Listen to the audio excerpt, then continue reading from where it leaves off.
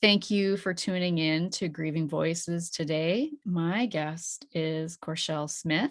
She is the founder of Because of Breklyn. Because of Breklyn is a nonprofit whose mission is to help families who experience pregnancy, infant, and child loss. They do this by getting as many unstuffed bears into the hands of those families who experience this devastating life event. Thank you for being here and for sharing your story today. Thank you for having me. It's such an honor. Yeah. And yeah, so tell us about, let's start with Breklyn. Okay. So Breklyn is my daughter who passed May 23rd, 2016, 10 hours after birth. Her death was not expected. We did not know anything was wrong until we lost her heartbeat. And then we went into an emergency C-section. And I think we knew more at that time after she was born that she would not be here in a physical form on Earth for much longer. So the doctors and the staff did CPR. They did blood transfusions, plasma transfusions, and kept her on life support until I was able to wake up from just the medications of the C-section. And I was able to go see her. And then it wasn't very long after I had seen her that I just knew, I call it mother's intuition. I just knew that one, I could tell she was suffering on life support, and I just knew that she wasn't supposed to be here. And so I asked them to pull her off of life support, and she actually lived for 2 hours off of life support and was more alive than she was in the 8 hours on life support. She was cooing, and she was just like, I call it talking. She was just talking the entire time. And it was the most beautiful 2 hours that I have ever been given.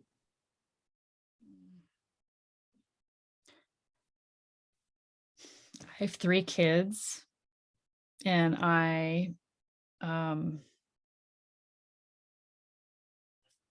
you spend so much of your energy is spent like growing this baby, and you feel the baby, and you develop this bond that you haven't even met the child yet, but you have this bond. And it's something that we as women, I think, not take for granted. I don't think that we necessarily take it for granted, but maybe we kind of do in a way. I don't know, but it's this beautiful gift that we're given that men will never understand, right? They'll never get to experience it. And we have this bond well before they're even born. And I can't imagine knowing that that's going to be taken away. And so my heart goes out to you and your husband, Thank you. your family. Did they find out what happened? They did. It took, there were rumors and stories, and I didn't get a full answer until my post-op appointment. And we found out that so we went into the hospital on a Friday thinking that my water had broken. And when they swabbed and tested and it came back negative, well, we found out later that it was a false negative. And so my water had broken. And I'm not sure if you're familiar with this, but when a mother is in labor for too long, she can start develop an infection. And that infection can get to the baby and cause problems. It's called chorioamnionitis. And typically The hospitals catch it, they give you an antibiotic, and everything is great. However, because it was a false negative and I was sent home on Friday, I was in labor on Friday, I was in labor on Saturday, and I was in labor all of Sunday until on Sunday I was just like, something is not right. I have to go to the hospital again. And I was admitted Sunday night because I was actually contracting. That test still said that my water had not broken. And so, it's a test that is cheaper. So insurances like it, it's quicker. So the hospitals like it as well. But it's not effective. It's not as effective as this other test that they could use. And so we did finally find out. My OB did, you know, kind of sit me down and this is what happened. And, just his condolences and, everything that a doctor says during that time. So she did die from chorioamnionitis from me being in labor for too long. That's probably even more heartbreaking. I mean, I can't imagine hearing that because it could have been, that's so preventable, right? Yeah, it was. To just think if I would have, I mean, I can't really say like been more aggressive because we rely so much on the medical field, but if maybe I would have been more aggressive and you need to test again, or I'm not going home, or whatever, if I would have pushed to stay, she would be here today. You touch on something that is very real for us women and mothers, is the guilt. And guilt is an intent to do harm. And I know you didn't intend to do harm, and you didn't intend to do harm. But I imagine there was still grief there, obviously, because how do you not feel like, if I would have done this or I would have done that, just like you said. But how did that then, like, how did you reconcile that? And with your spouse as well, like how did you get over that aspect? I Or and didn't for the yeah, longest time. Him and I haven't talked much about like guilt. We try not to go down the rabbit hole of like what if, but I always felt like this death, her death, was somebody's fault. And I knew that the hospital didn't like mean to. I knew my doctor didn't mean to. And so once you start crossing off all those people of, well, it's not their fault, it's not their fault, it came back on me. And and even though I know now, and I knew then that it wasn't my fault, who else was to blame but myself? And so I just stayed in guilt for the longest time. And then I spiraled out of control. Guilt turned into depression.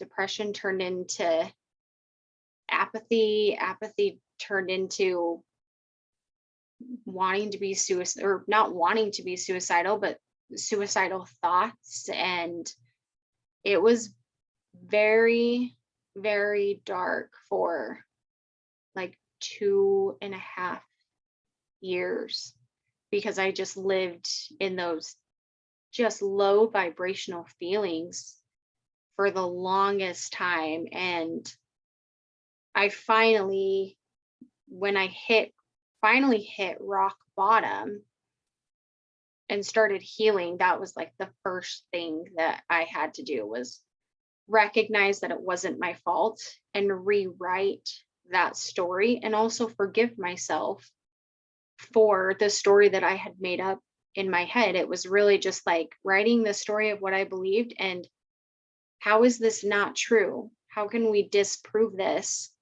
Well, because none of this is true, you can't feel guilty anymore. You can't carry that guilt and shame around with you anymore. And that's how I truly started to deal with it and cope with it and heal from it. did you have other children at the time too? Yeah. So Breklyn has an older sister. And at the time she was, let's see, She was 4. Mm. And then later she has a younger brother now, but we just had one at the time of Breklyn's death. And it's like trying to process what just happened and all those feelings and the grief, and then still trying to like put on the mom hat while still having to address all the physical changes of not having a baby. You know, you still have all those physical changes that you go through after giving, you know, having a child. I can't imagine. And then you also, because I was full term, you also have you have to pack up the crib and the clothes and the dresser, and that nursery you thought you were bringing your baby home to needs to be taken down because unfortunately you don't have a use for it anymore. Mm.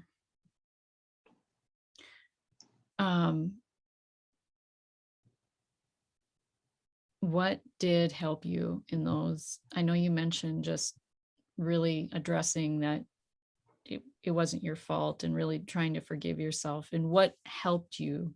Anything specific that helped you during those times? In the beginning, my faith and my belief in God helped me to, I guess, I was taught that everything happens for a reason. So in the beginning, that helped a ton. Like, she's with God and I will see her again. And then when that wasn't enough, then I decided it was time for help. And I saw not a therapist, but I got a life coach. And with her, I really, really did the work and started. I mean, it was just like one thing after another. I did so much healing in such a short amount of time. I think I cried every single day for like those 5 months that we worked together because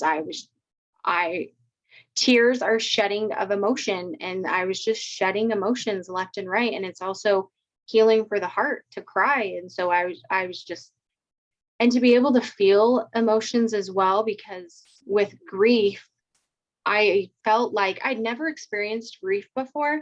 And so I felt like there was a timeline on it.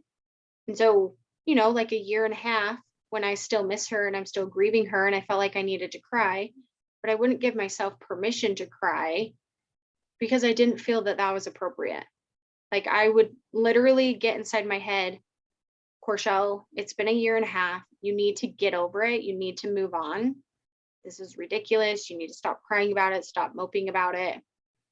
And so, again, I changed that story. Here I am 5 years later.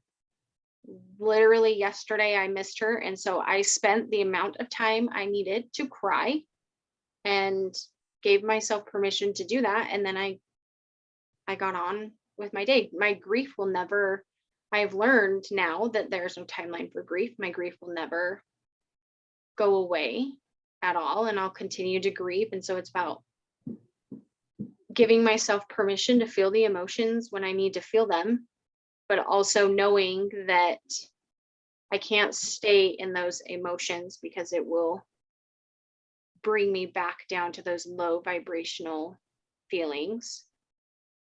And I like to live life in those high vibrational feelings. So Yeah.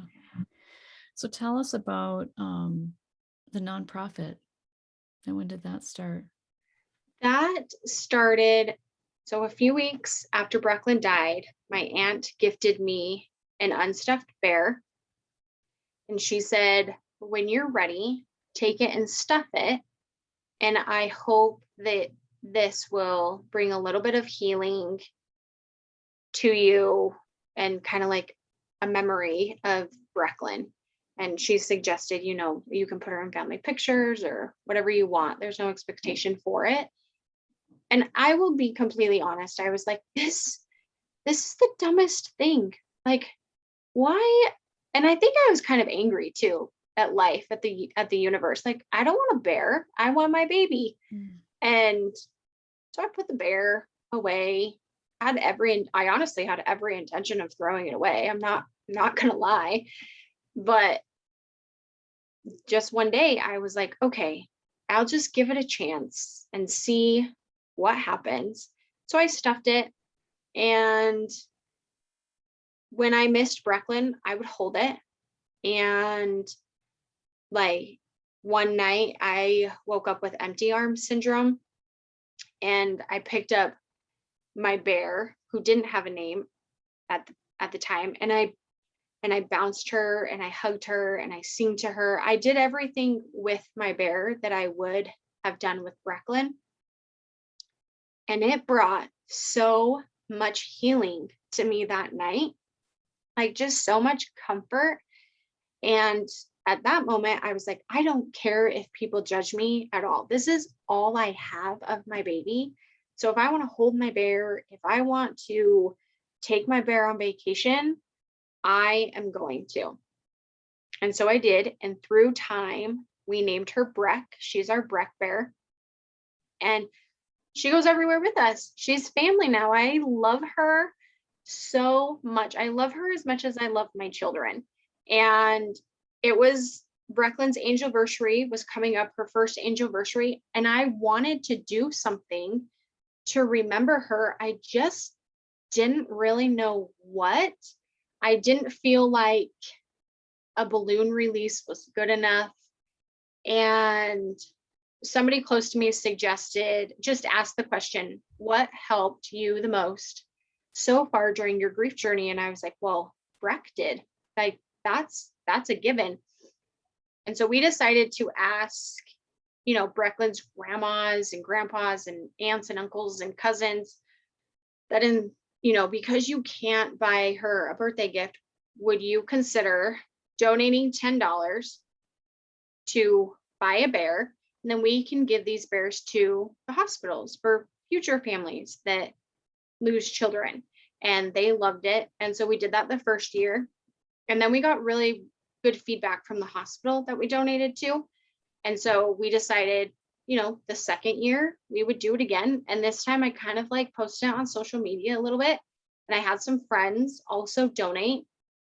And then, the third year happened again. And this time I actually had friends ask if I was going to do bears again. And I was like, oh, people kind of like these bear things. And the more bears that we got out, you don't hear from the families every time somebody gets a bear, but we had heard of one or two stories by then. And these parents were so thankful for the bears.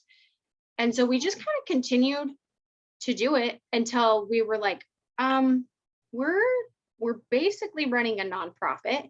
Why don't we just continue this? Why don't we make it official? What's stopping us? Like, we're having the best time doing it.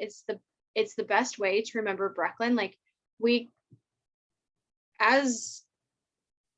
how do I say this? Like, we can still parent her and be her mom and dad through this foundation. Her memory is still alive with every bear that we give. And so we didn't plan it. It just kind of fell into our laps and we ran with it. And we've been really, really successful with it up to this point. And we can't wait to see what else is in store for Because of Breklyn. That's beautiful. I love that story. Oh. I'm getting feedback on your end.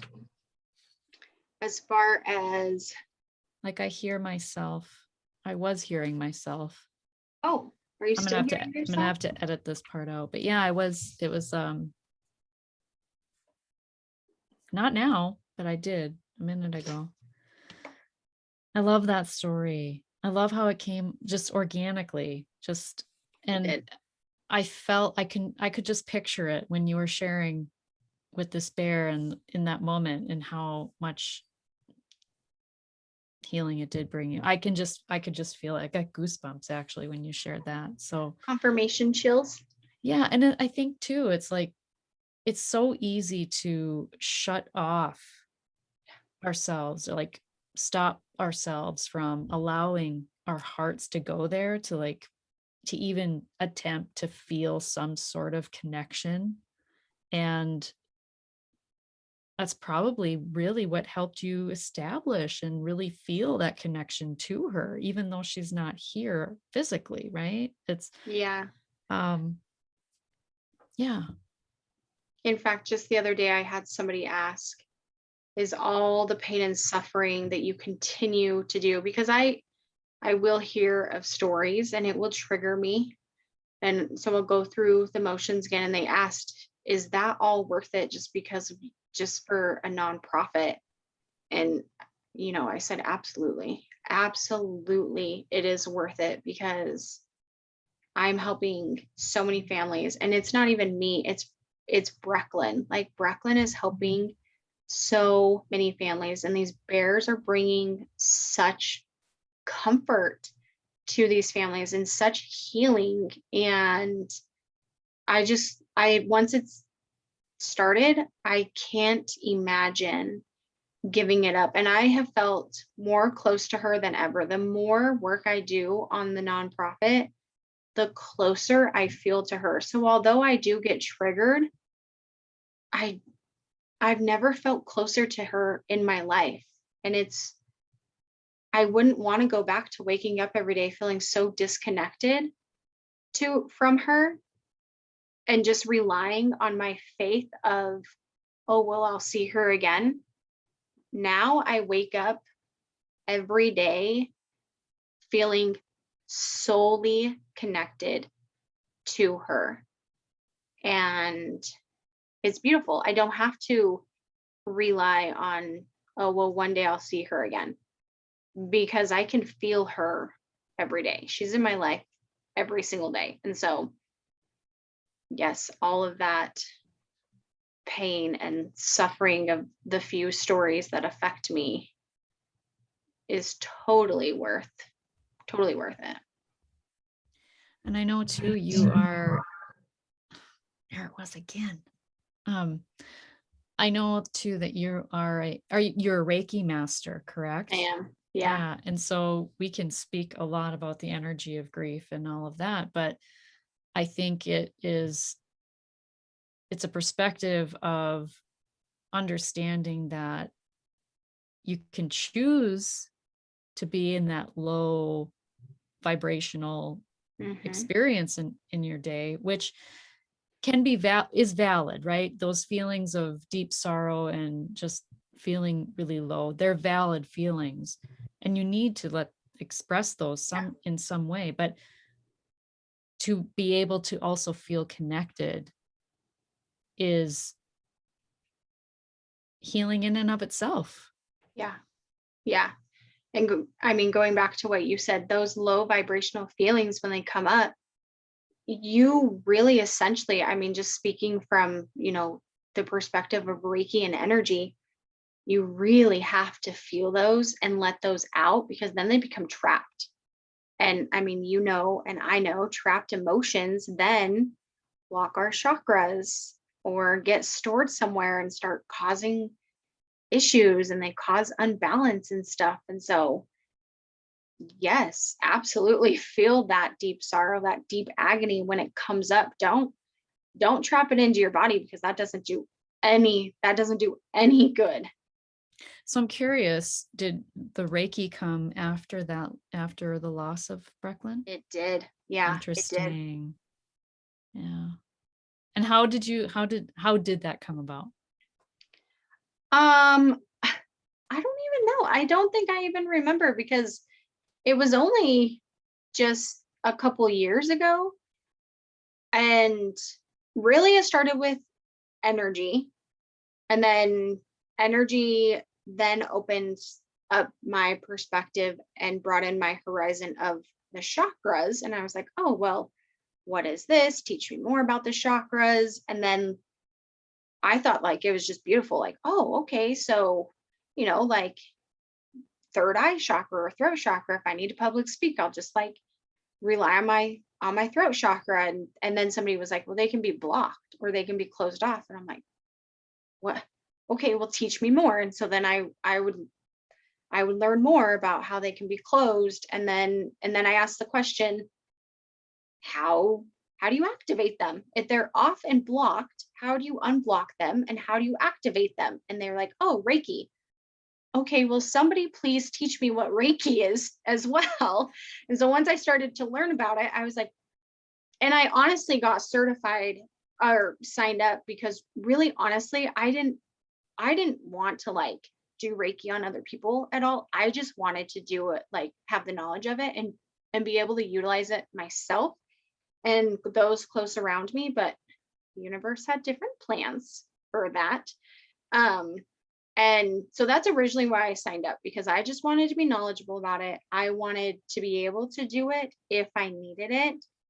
And then it was like 2 weeks before I graduated, the the download came in of, you need to use this on clients. You need to practice this on, the public or whoever comes to you. And I was like, okay, well, I guess I'm going to be, I guess I'm going to be doing this then. And so again, just an organic snowball.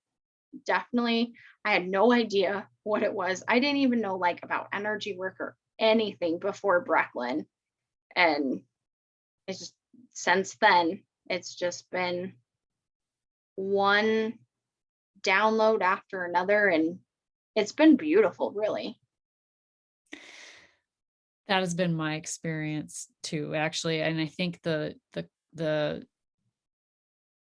theme that I'm connecting between your story and mine is, once you and I, through our grief and everything, once we started to actually process and heal, it opened up all sorts of doors and opportunities, and really probably even more so connected each of us individually. And I think this is what happens. I think this naturally, I'm really interested in studying this more in grievers who get to the other side of it, because I feel like once you actually process grief, like truly address it, um, you really get in tune with your intuition. Oh, Because I yes. think you are told, I think grief itself is just like I describe it like a veil that covers your face. You don't see yourself clearly in the mirror. You can't see others clearly. You don't see situations clearly for what they are. You're stuck in your head. You can't tap into the heart. Like that's really, I speak a lot about that stuff. And um yeah, I too. It was like, what's Reiki? Why do I keep hearing about this Reiki thing? And I've heard that so many times. Like, how did you get into Reiki? I don't know. It just found me. And I Right. think that every Reiki master I know is like, I don't know, just kind of kept knocking on the door, and it's, are you Yep. going to answer? Like what, Reiki found me. I didn't find Reiki. it. Exactly. I think that is the common thing I hear most often from other Reiki practitioners is Reiki found me. Yeah.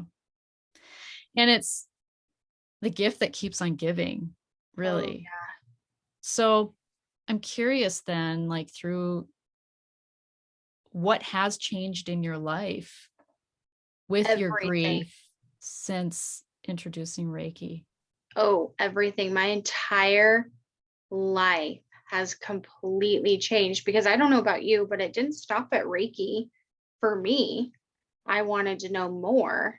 And so I'm currently in school to be a crystal healer through Reiki, to incorporate, like, be actually certified to incorporate crystals. Um, and so I would have never done that if it wasn't for Reiki. I would have never done Reiki if it wasn't for Breklyn. I also, through coaching, I have found, being coached, I should say, through being coached, I have found a great love and respect for coaches and those who coach. And so I have also stepped into that role as well. And I have, I stepped away from religion, but I'm more spiritual and connected than I have ever been in my entire life. Looking back at the before me of Breklyn, I can honestly say I don't know who that is, because I live completely different now, completely different. And even just those who knew me before and after, like they've said the same thing. You're just completely different now. And like I feel like I keep repeating myself, but it's beautiful. It's a beautiful thing. And kind of going back to what you said before grief, I really do feel like that something tragic has to happen in somebody's life for them to really start to connect or want to connect with their heart and with source, divine, God, universe, however that looks like for you. You really, and it doesn't have to be death. It can be a tragic loss of a job that causes grief. It can be loss of a pet that is grief as well. So however grief comes to you, I really feel like we as humans have to hit that those low vibrational feelings of grief and go through those to really connect, because I think you can agree we we can't pull out of those low vibrational feelings by ourselves. You And like I said, it's whatever source looks like for you, whatever higher power looks like for you, that pulls you out, whether that's connecting to yourself, connecting to your heart, connecting to the divine, whatever that is. You can't get out of those alone. You just, in my opinion, you just can't get out of those low vibrational feelings by yourself. You have to have something to connect to really pull you out. Yeah, we don't heal in isolation. No, no. There's a reason why before I started this podcast, I had a vision for the artwork, and it was beautifully created for me by an illustrator, and she just brought my vision to life. But it's me on an island with a megaphone. It's like, that is grief. That is how you feel as a griever. You feel like you're alone. You feel like Yeah. you're screaming, like you want to scream to the rooftops, but no one's going to hear you anyway. And you feel like you already are screaming and no one's hearing you anyway, Yeah, right? It's a very isolating feeling. it is. And because of all these lessons that were taught as children, no fault to the parents, it's just this generational pattern that repeats. We grow up believing things about grief, being, grieve alone. It's Mhm. one of the myths of grief.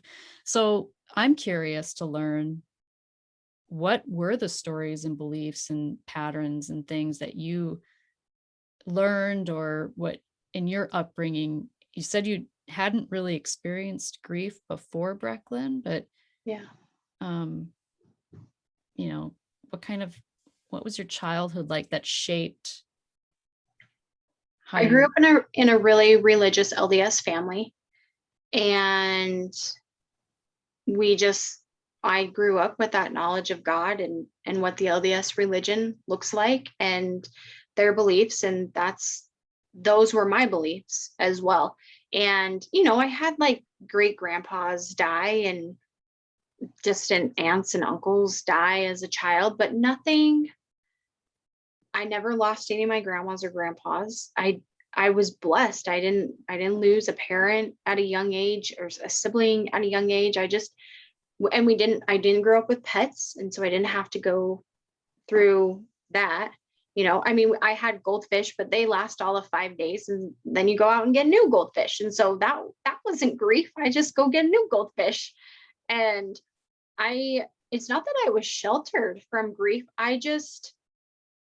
It I guess I was just never given the opportunity, if that's what you want to call it, to experience grief. And because of that, my my parents didn't have the opportunity to teach about grief either, other than what you learn at church or, through the scriptures. And so it it was, I mean, I'm very blessed that I didn't have to experience that as a child. I mean, there's pros and cons to both, but yeah, I didn't have to deal with it until Breklyn. And I think Breklyn was really the one who, sh- for a lot of my family, like, I think it, I mean, I speak for them, but I think it was the first loss that my mom had to deal with that was very close to her.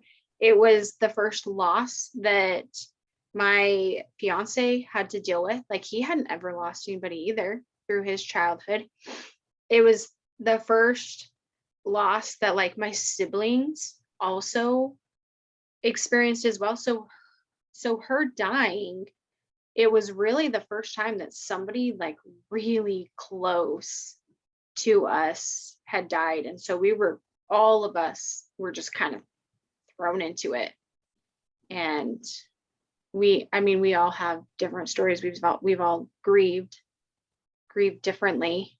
But yeah, we just never, our childhood was, I'd like to say like anybody else's, you just sports and school and a fairly good household. My parents were split and, you know, but just both households were just very religious, and we never had to deal with grief at all.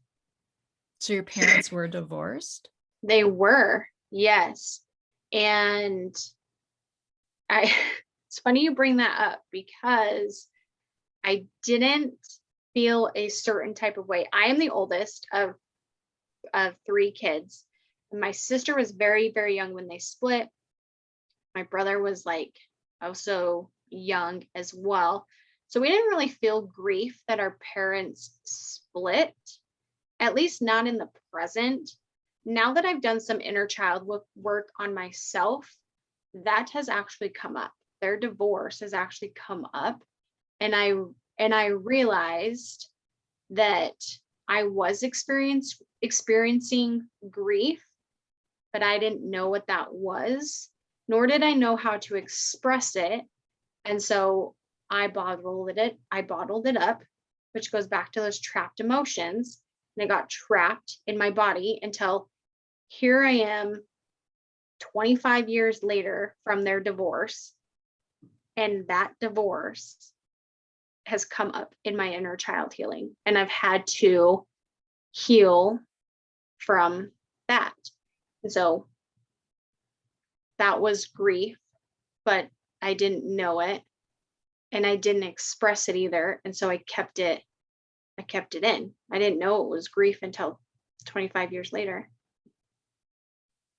I was going to say, because you would be the first podcast guest that never had any grief prior to a loss. And I thought, no, there's got to be something.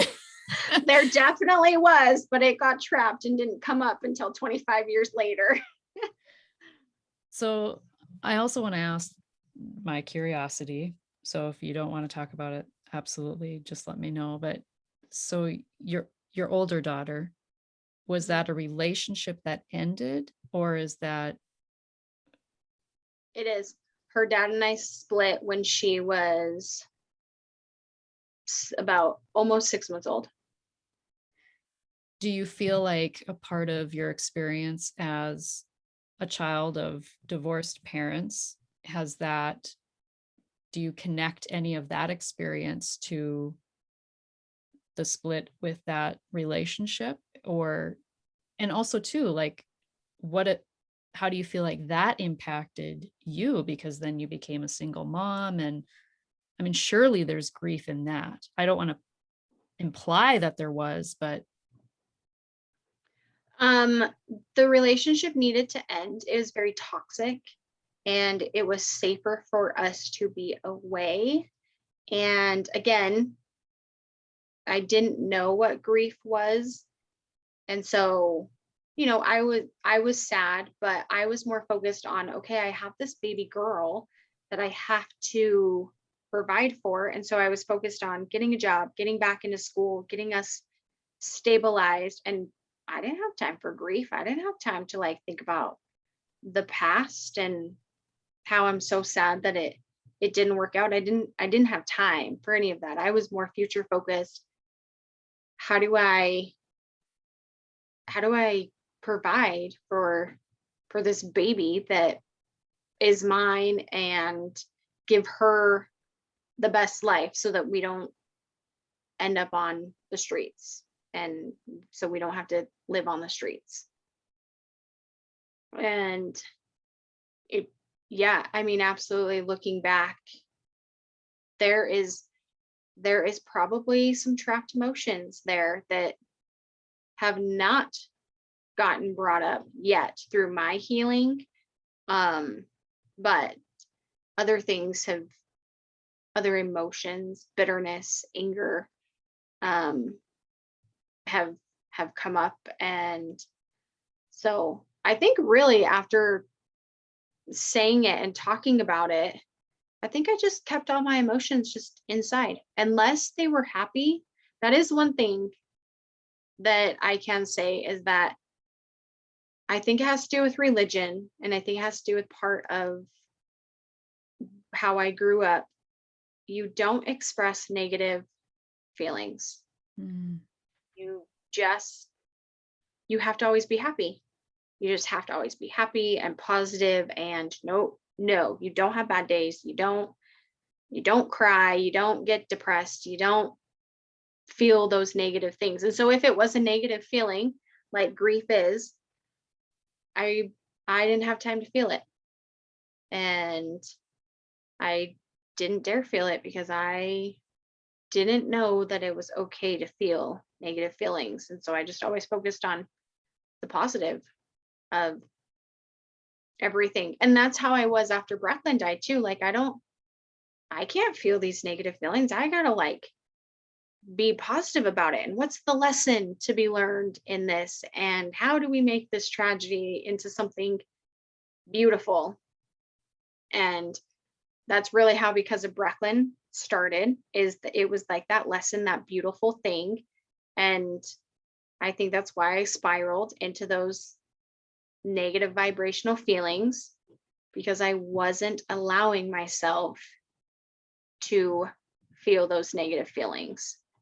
Today, absolutely. If I am just feeling it, I am going to feel it. And it has shaped me how I parent my children too. I do not ever want them to grow up thinking that they can't experience anger or grief or sadness or anything like that. I want them to be able to feel everything, feel all the emotions that life has. And so, yeah, it's really just shaped me into the mother that I am. It's an evolution, right? It's, Yeah, yeah, ever evolving. yeah. Um, I have a thought and it escaped me. I'm gonna have to edit a few times on this podcast. That's okay. um,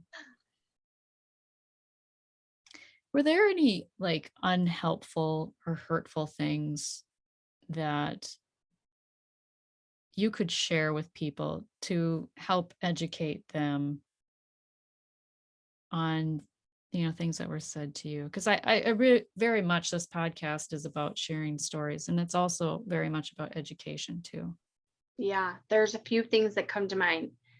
The first being, I had, and I'm sure she meant well, but I had a dear friend come to Breklyn's viewing, and I wish that I was making this up, but she asked me when I was going to have another baby right then and there. And I was like, what? What? What are you talking? I was just like, oh, okay. And I'm not speechless very often, but I was definitely speechless. So don't ask when they're going to have another baby. Like at any point, really, they wanted a baby. And so asking them when they're going to have another one is literally a reminder that they don't have that one. Mm.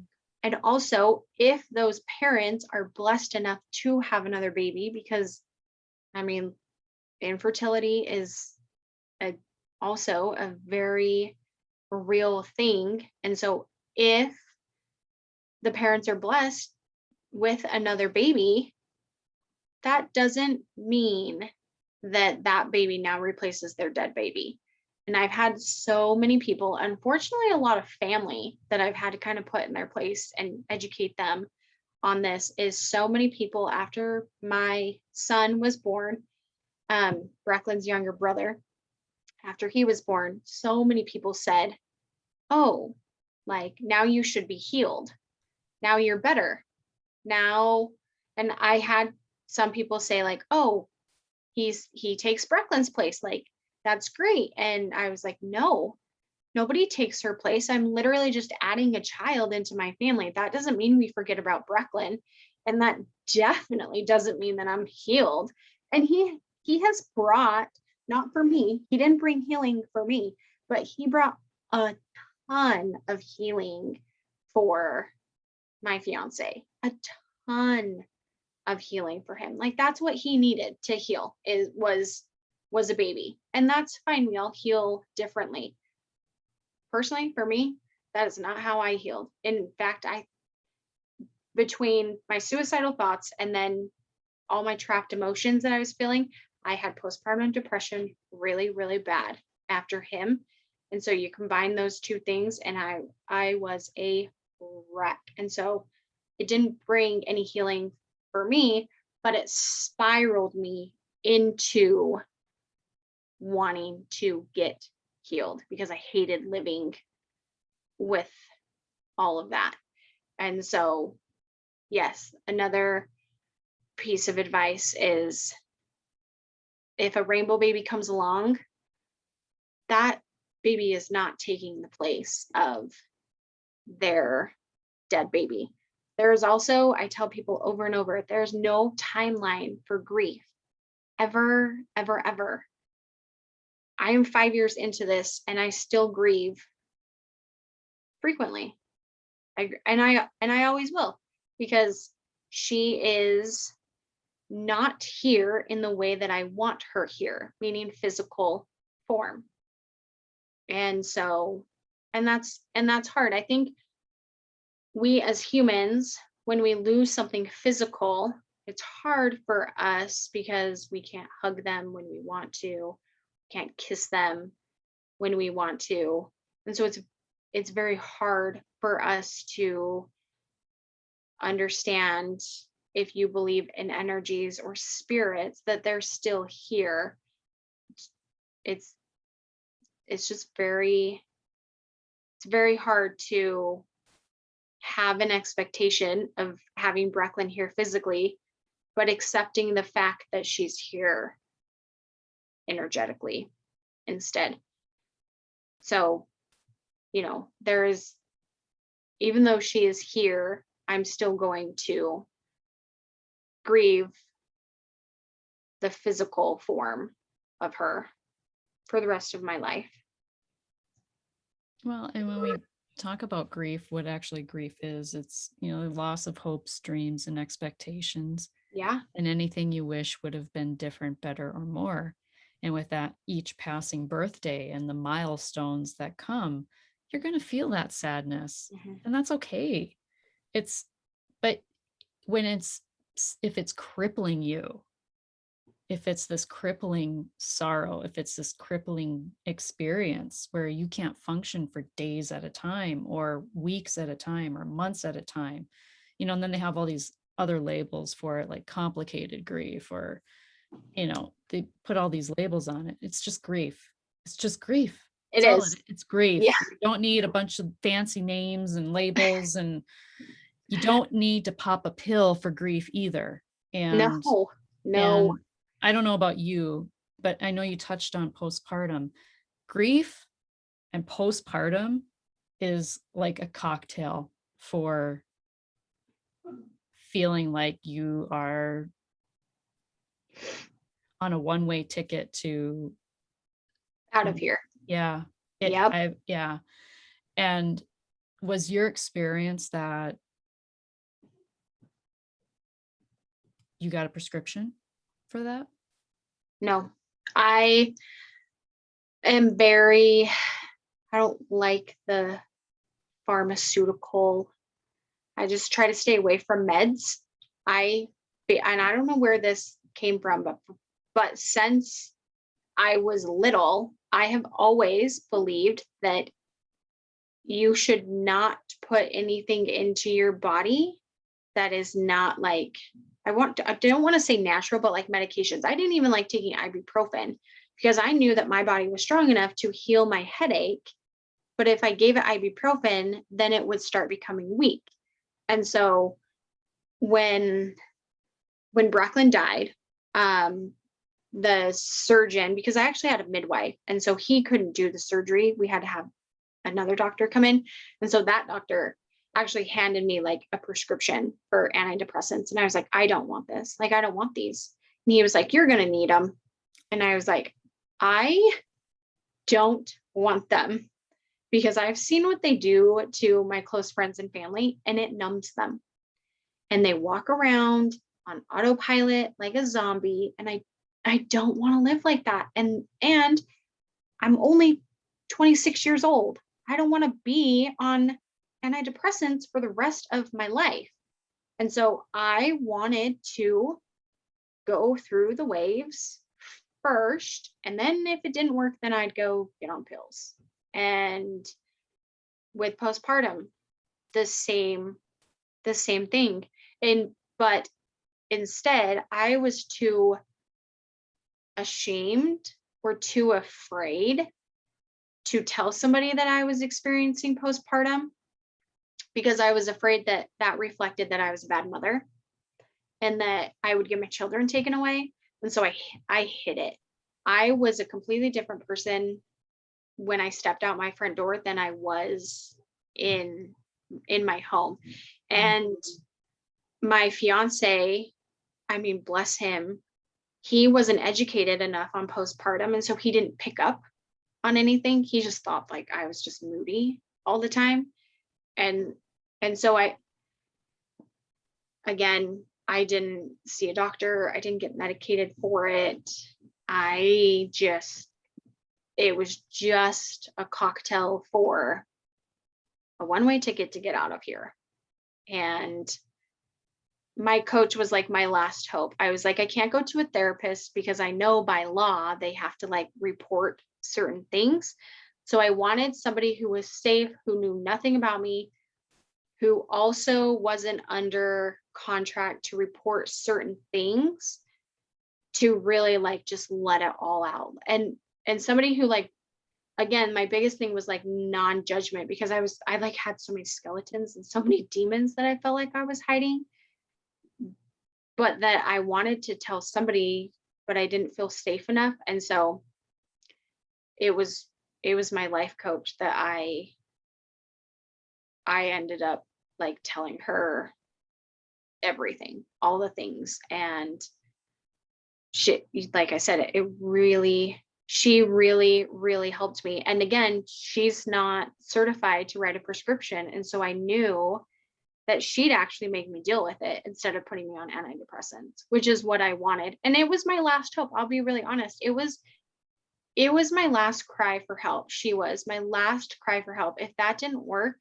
I was going straight to my doctor and I was going to get on meds. But I am so stubborn that I wanted to make sure that I tried everything before I got on meds.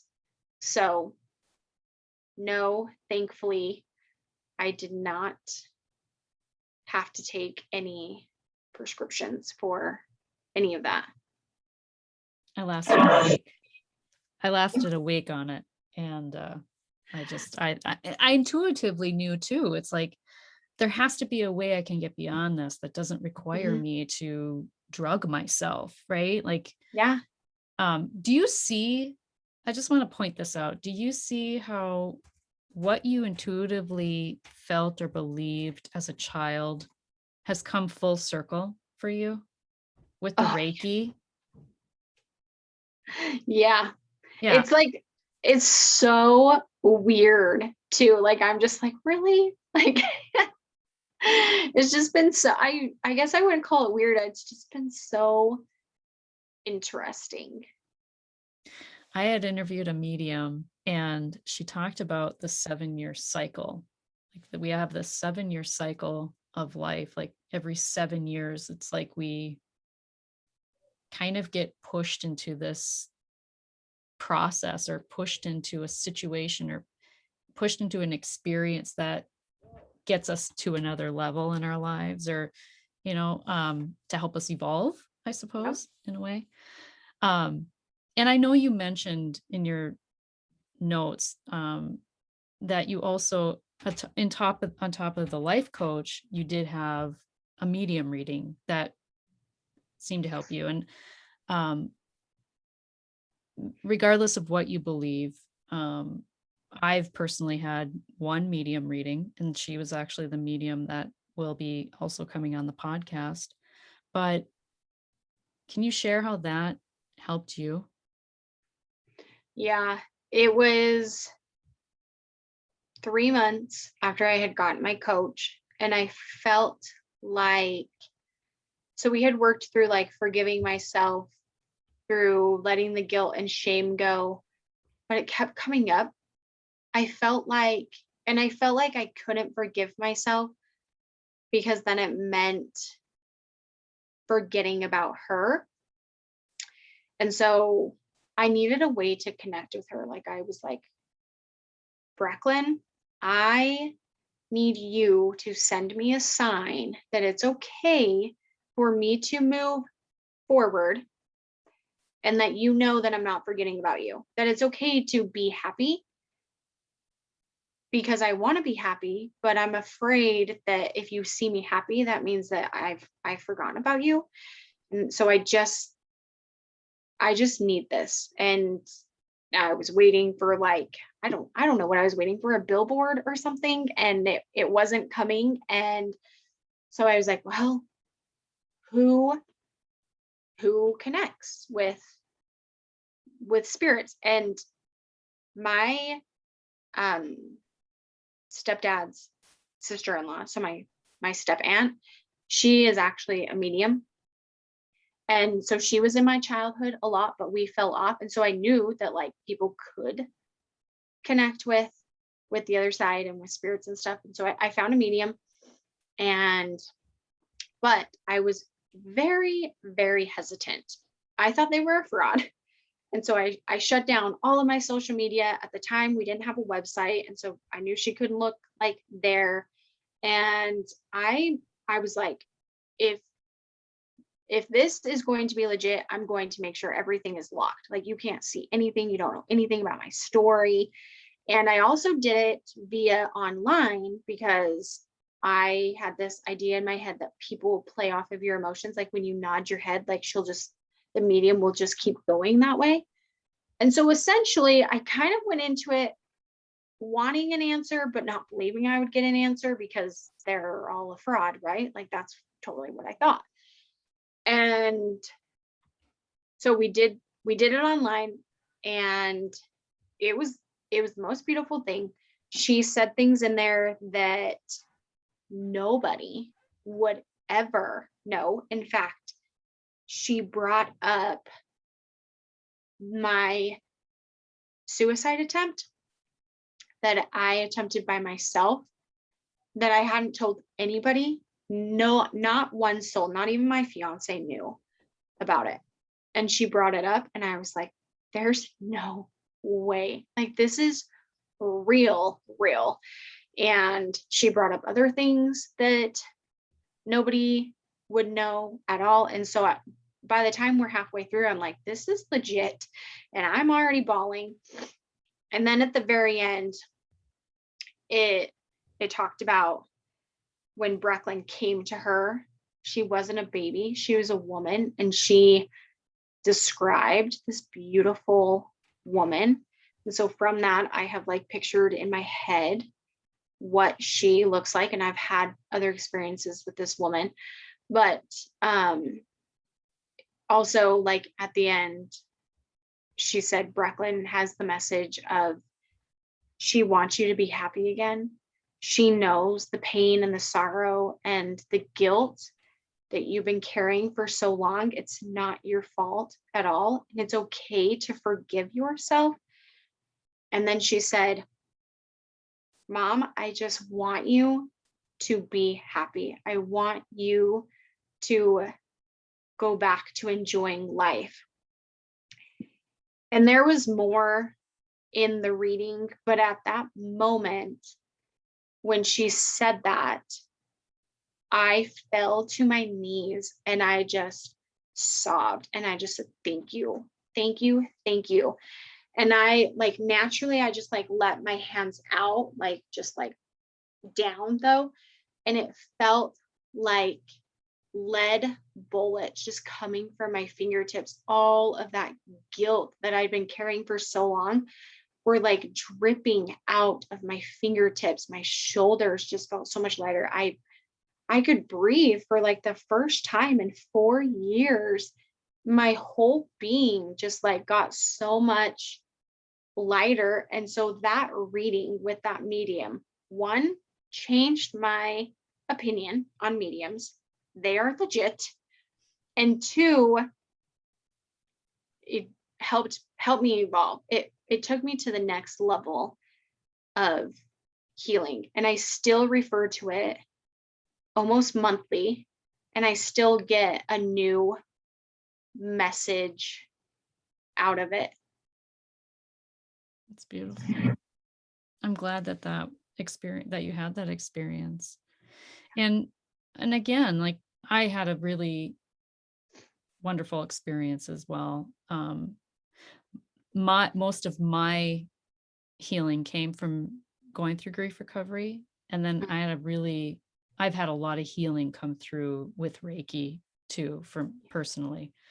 Often when I least expect it, and I'm sure you've probably experienced the same. It's like, That's how it always whoa, works, isn't whoa, it? that I didn't expect. Like that was out of Yeah, left field. And so not everyone is going to necessarily have that type of experience, right? It's so individual because it our is. grief is individual, Yeah. right? Yeah. And I mean, for anybody listening, like medium, there were a ton of things that healed me. Mediumship was one of the things. I can't promise that, it will heal. It will heal you. Everybody will heal differently. But the thing is you have hope. You have Yeah. hope of healing. And Oh, as yeah. long as you have hope, you're not feeling like you have a one-way ticket out of here. Yeah. And Right. also believe. I mean, hoping is one thing, but when you take it to believing Mhm. as well, when you really believe that you're going to get out of this, you will. As long as you do the work, you will get out of it And every single time. that's the distinction though. To go Yeah. from hope to believe, you have to take action. You have to Yeah. move your feet. You have to book with the life coach. You have to like Yeah. actually ask for help, right? Yeah. Oh, yeah. You have to take that step, even if it's just a baby step. Continue to take those baby steps. You really you have to do the work to get out of it. I'll take that as your one tip. Yeah. Do you have another one? Anything else you'd like to share on that note? As far as just like you really have to do the work. One tip for other hurting hearts. Yeah. I mean, I would say that's like my one. uh, and I mean, I kind of mentioned it before, just believe that you will get through it. Just believe that you will. Was there any one piece of advice that you received when it was really the darkest of days for you? Nothing comes to mind. Like, I don't feel like anything stuck, really. no, no advice or anything. I really, really held on to my religious beliefs of that I'll see her again. And so it was really that one religious belief that I would see her again is what I really held on to. But there was really no advice that came from anybody. Do you feel like that one feeling though that you will see her again, that belief, like, and I'm just saying in general for grievers,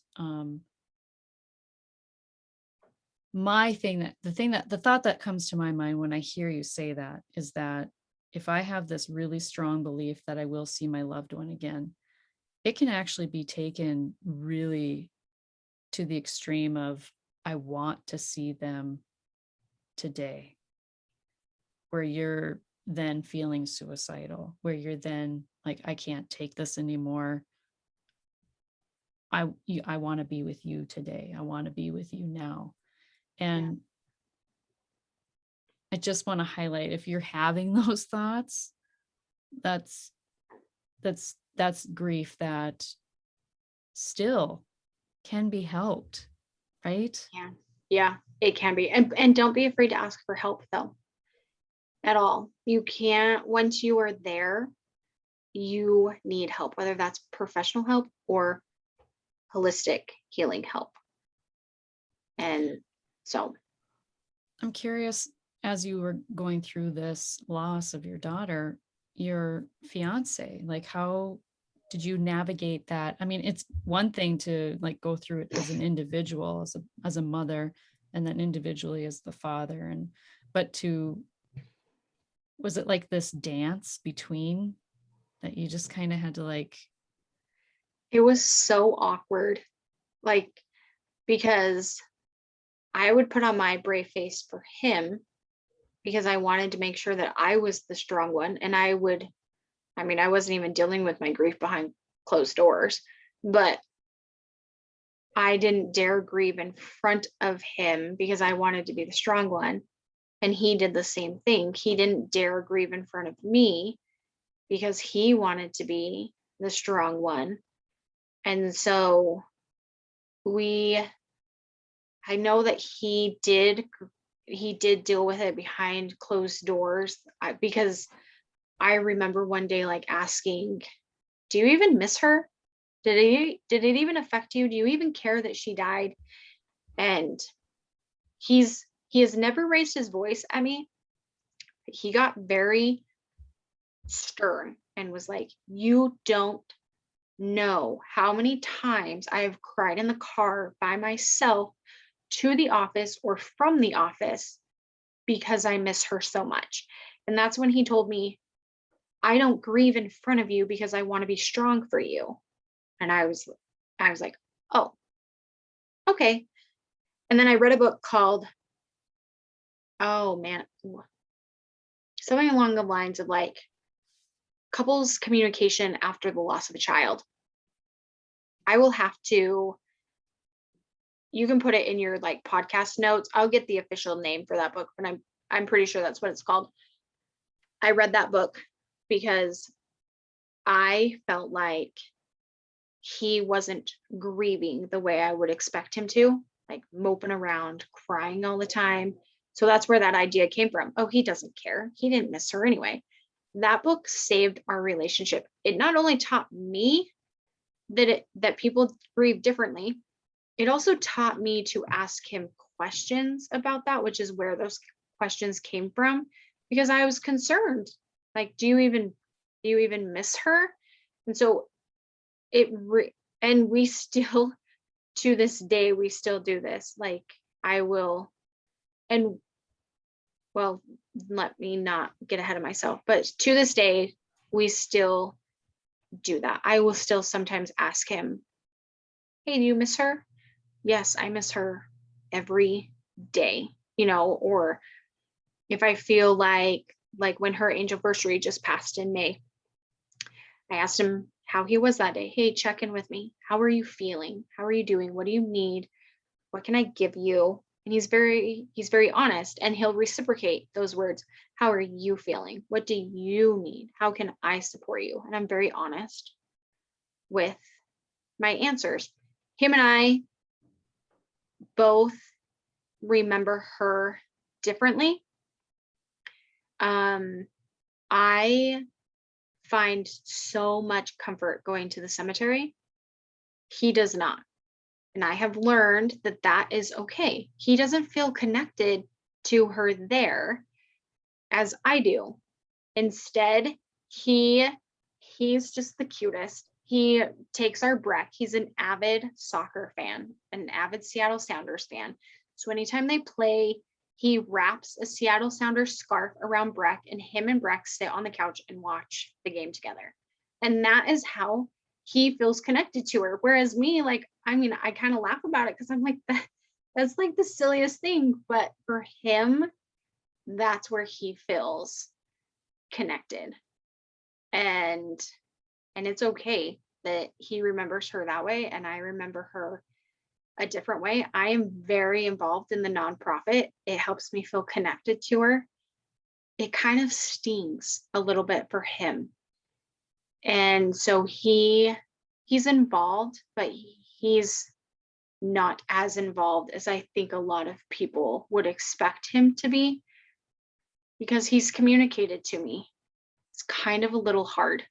Kind of it triggers me a little bit, and I respect that. Okay, I don't want to trigger you. And so it's I really essentially run it by myself, and then he helps where needed. And he helps a ton as far as like financial contribution, and a lot of our money goes into it. And so he works hard to make sure that not only can our household and whatever we like to do, traveling or season passes elsewhere, not only can he support us in that way, but he can also keep that foundation running if a grant doesn't come through, or if a donation doesn't come through. We can still keep our bears. We can still keep giving our bears. And so that's kind of his thing, and we each have our different things. It's beautiful. And it says a lot about how far probably your relationship has grown and evolved, and I just think it really is about giving permission, right? It To is. yeah. Thank you for sharing that resource. I will put that in the show notes once you have the with Yeah, the I link and will I will everything. find it. I know exactly where it's at, so I will find it for you. So what would you say that your grief has taught you? Oh, wow. I don't think I've ever reflected on that. I think it's taught me really just how short life is, how much we take life for granted. It's it's taught me how to be a better person, and how to be more compassionate and kind. It's taught me that you have no idea what the person next to you, what your neighbor is going through, what the person in the checkout line is going through, and just to be kind to all human beings, because you have no idea what they're going through. Grief has also taught me how to be present in the moment. I think that's the biggest thing that it has taught me, how to just be present in everything that I do. One thing that came to my mind is through your story is even after even only living for 10 hours, the impact her life has had, right? It's so we have this one life we're given. And even if you think you're let's say you're in your 20s or 40s, or you're 14 or 84, I don't care what it is. Your life has meaning and it has an impact on people. You are impacting people, whether you know it or not. Mhm. If a little baby can touch so many people, your life, your husband, your fiance, the siblings, like the grandparents, like 10 hours, and the ripples of her life with the Yeah. foundation, the nonprofit. If a Well, 10, and not only that, but she has impacted the way hospitals do intake now, oh, because we told them, they knew that they messed up. And so they said, no more with this test. We're going to the more expensive test because we can't have that happen again. That was their fault. That was the hospital's fault that happened. It's their fault that she's not here. I mean, it's nobody's fault, but you know what I mean. mhm. And so they've changed that. And I can't tell you, I'm still so close to all the nurses that were there when Breklyn was born. And I can't tell you how many times a nurse has been like, Breklyn saved another baby today. Mm. The test came back. If a test comes back negative, they do the other test just to make sure. And some of those tests have come back positive. And so the whole intake process here in Utah has changed because of her death. And so yeah, look at that impact that she's had. Look, all the lives that she has saved. So many parents who don't have to go through this pain because of her. I I mean, she's just impacted everybody who knows her is impacted, has been impacted. It's like, why isn't that just a rule Right. I across know. the country? Well, Right? I'm hoping that one day it will be. Yeah. Yeah. Wow. Is that okay? Can I ask? I'm going to like really change gears, but I'm just curious because I was group B strep positive. Is that the same thing or is that No, different? Okay. no, because I was negative. Okay. Yeah. Because for anyone who doesn't know, maybe if a man, I don't know, maybe women wouldn't know either, but group B strep, when you get pregnant and they test you for group B strep, and if you're positive and you go into, once you go into labor, they give you antibiotics if it's been so many hours or whatever. And with my first child, he was born 12 hours after my water broke. Oh, So like almost to the minute. So, and on May 24th. oh my gosh. Yeah. Ah. So if you would have been just a little bit later, I probably would have had a cesarean, but yeah, so I was just curious because they give antibiotics for that. So No, they're yeah, different. yeah. Well, and what an incredible ripple creator she is too. Yeah, I know. I love it. I am very, very proud to be her mother. that's amazing. What gives you the most joy now and hope for the future? My family brings me the most joy. Like my kids bring me so much joy. And just knowing, I just have, there's not one specific thing that brings hope for the future. I just feel it in my soul, in my sacral chakra. I just feel just hope. And as long as I feel good, since I know about the chakras and stuff, if my heart or I'm not, my sacral, my solar plexus, as long as my solar plexus and my heart both feel good, I know I'm on the right path. And that is what gives me hope. As long as those two are just aligned so well and open and communicating well, I know I'm on the right path.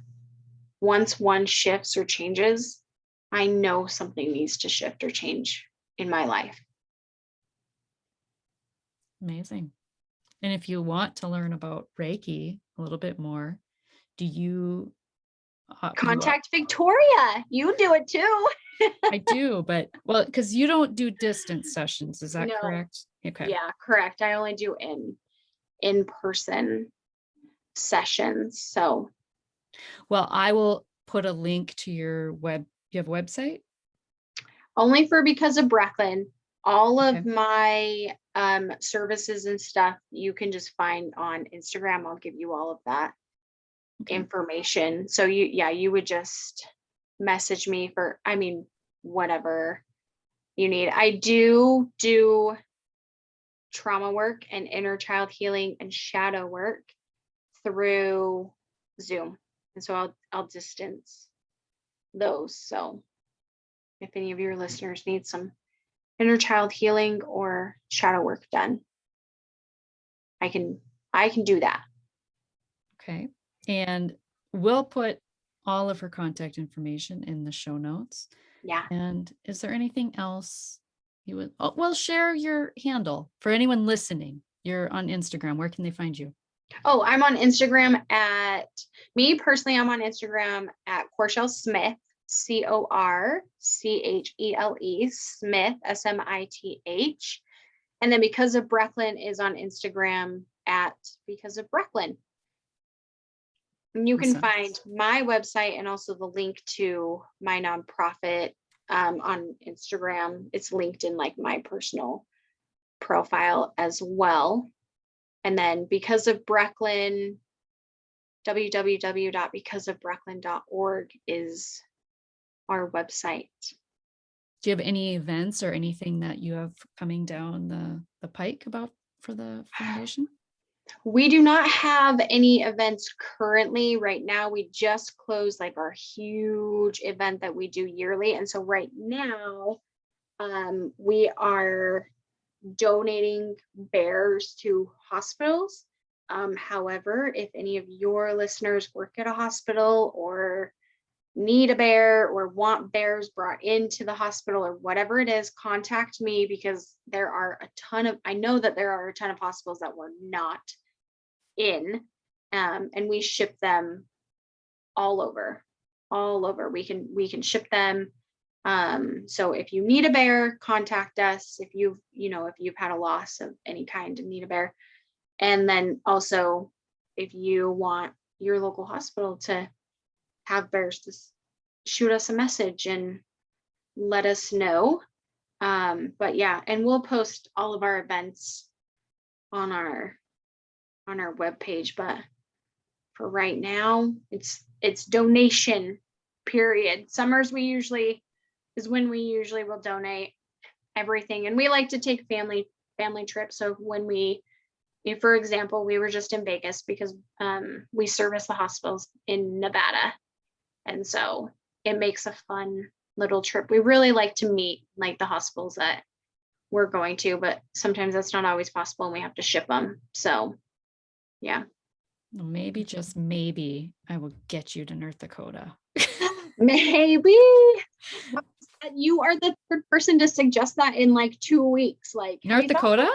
The Dakotas. Yeah, they're like, have you thought about the Dakotas? And I'm like, I've thought about every state, but I don't really know. I don't really have any hookups there. And so I'll see what I can do. You just shoot me a message of the hospitals close to you and we'll get in there and come out. Yeah, I do have a contact at one. Yeah, I do. Great. That sounds like a plan. Look at the universe is working already. Yes. Anything else you would like to share? No, I feel like I have said a lot. Thank you for allowing me to use my voice and share her story and having me on here. Thank you. I feel it's the ripples. And so thank you for sharing your story and for being my guest. Yeah, thank you. And remember, when you unleash your heart, you unleash your life. Much love.